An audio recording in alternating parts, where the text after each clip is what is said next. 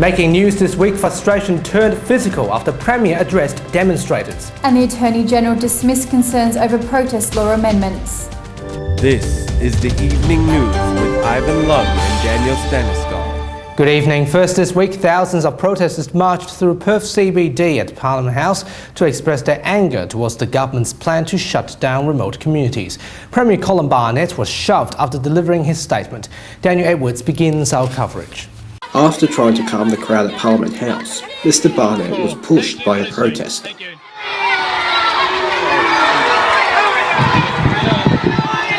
Demonstrations were held around the country protesting against the state government's decision to close down 150 Indigenous remote communities in Western Australia. I would be failing you as the Premier of this state if I ignored those issues. You will not like me for that, but I will not resign from that. Opposition's Kimberley Indigenous MP, Josie Farah, stressed the value of the remote communities to the Indigenous people. Living in communities helps us to fulfil our cultural obligations of looking after land, plants, animals and passing on traditional culture practices to our future generation. The heated debate in Parliament began with Colin Barnett justifying the reasons behind the government's decision. It is not realistic, and those communities, 273 of them, are not sustainable into the future. They cannot look anyone in the face and guarantee the safety of little boys and girls. And do you think I as Premier or the Health Minister as Deputy Premier is going to sit by and let those children be abused? You are wrong. You are wrong, so wrong. Because we will not do that. We will not abandon those children. During the debate, Ms Farah walked out, while Labor MP Ben White was ordered to leave. Danielle Edwards, WAMN News. Meanwhile, WA Greens MLC Robin Chapple expressed his concerns over the Abbott and Barnett government's plan to close down remote Aboriginal communities. He fears that moving the community away from their place of origin will create more problems. Helene Fung has the details. During the Aboriginal protests, Greens MP Robin Chapple said that Premier Colin Barnett did not understand the meaning of the existence of remote communities. I think the Premier has to have an understanding, which he hasn't got at the moment, of what land is to Indigenous people and what Indigenous people are to land.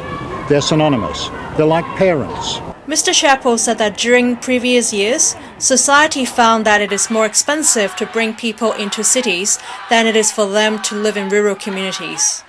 I, in the 70s, was part of the Whitlam process of actually moving people back onto country, because we'd moved them all into town and it didn't work. We put different people together and it just didn't happen.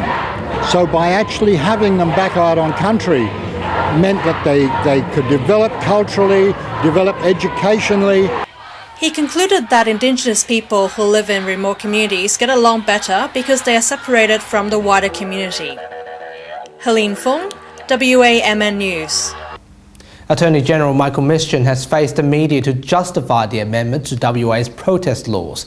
One of the major fears from the community is the broadness of the law, as it might give too much discretion to the police and the courts. Despite the opposition, Mr Mischin believes the amendment is specific enough to target extreme demonstrators. No, I don't think it's too broad. I think it covers the field of things that might in fact be used in a way to frustrate lawful activity in the way contemplated by the bill. They would still have to arrest for a particular offence, and unless they have sufficient evidence to satisfy the elements of that offence, then they do not have an entitlement to arrest.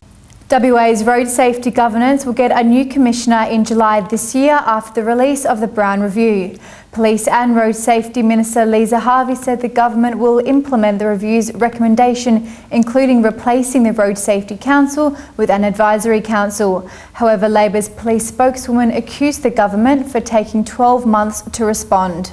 We've waited a full 12 months for any kind of response at all. And even today, there's no legislation, there's no real plan, it's what they're going to do. This could well take yet another 6 months or maybe a year based on the slow working attitude of the Minister for Police and Road Safety. In world news, Singapore's founding father Lee Kuan Yew remains critically ill.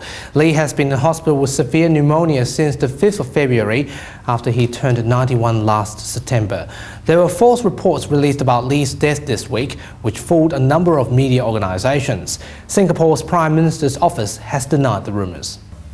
After the flyby took place this week, the Chilean National Service of Geology and Mining declared an orange alert for the Villarrica volcano.